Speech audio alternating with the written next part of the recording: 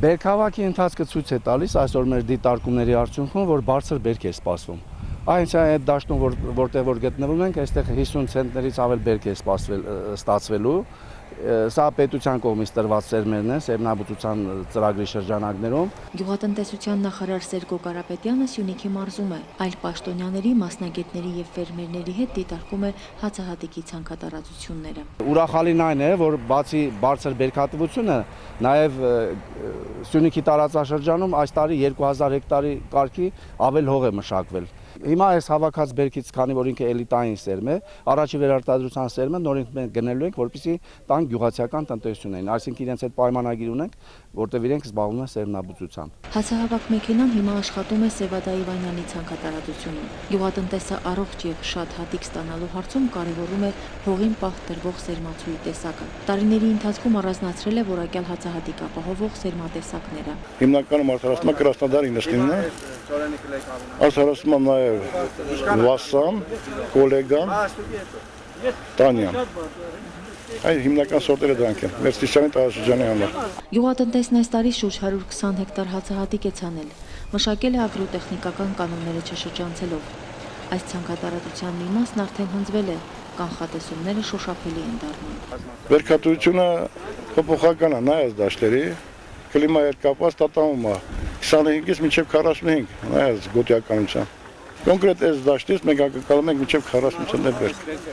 Այս որտեղ որ կանգնած ենք։ Տարվա համար անջրտի պայմանների համար դա գերազանց համարվում։ Հացահավաքի աշխատանքներին հետևում է նաև Սյունիքի մարզպետ Վահե Հակոբյանը։ Վաղ գարնանային ցրտահարությունները այս տարի պարբերաբար դարձած կարգտահարությունը զգալի վնաս են հասցրել մարզի պտղատու ծառերին։ Հատիկի պարագայում եկամուտները առանձին դաշտերում կգերազանցեն նախորդ տարվա ցուցանիշը։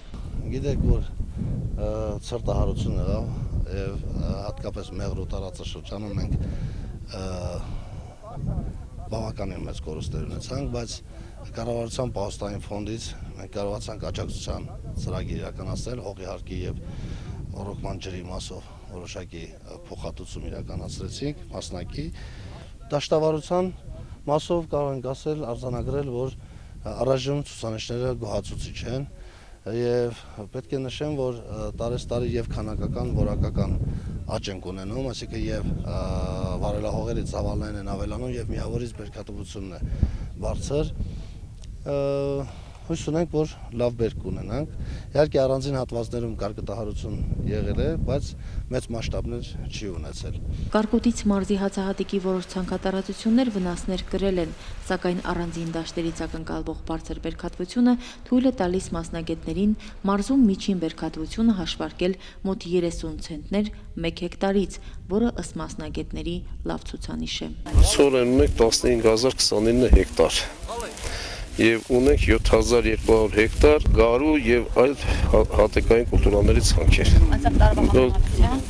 Անցած տարվա համեմատությամբ 1800 հեկտար ավելի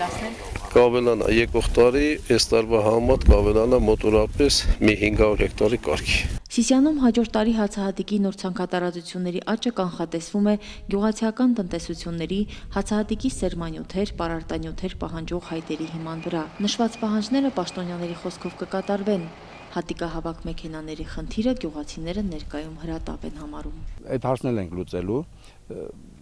Չի կարելի ասել, որ կոմբայն չկա։ Կոմբայներ կան բավարար քանակով, բայց հին են, հնամաշ են եւ կորուստները շատ է,